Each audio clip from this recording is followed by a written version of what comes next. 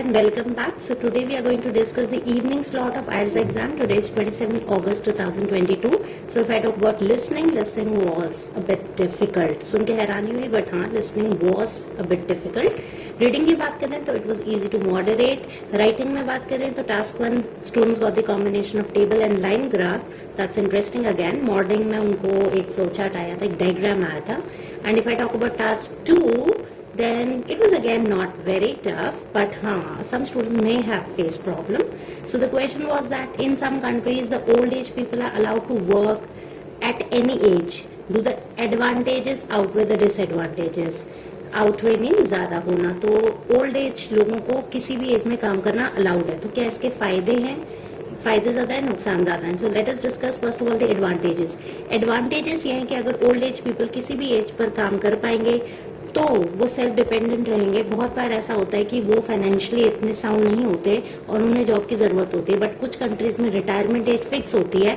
उसकी वजह से they are not able to work further, जिसकी वजह से they become dependent on either a family members.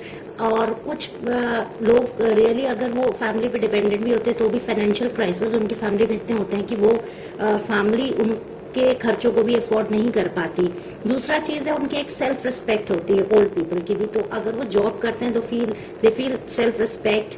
But जब उन्हें दूसरों पर डिपेंडेंट होता है तो कहीं ना कहीं इट अफेक्ट्स सेल्फ रिस्पेक्ट. तो अगर वो जॉब करते रहेंगे तो सेल्फ रिस्पेक्ट बनी रहेगी. तीसरी बात है कि they are a storehouse of knowledge, storehouse of experience.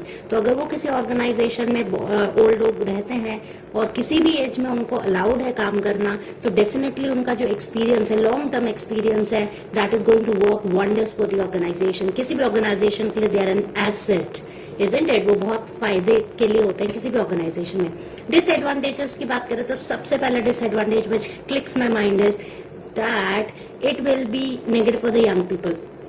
कुछ कंट्रीज में unemployment is big problem, particularly youth unemployment.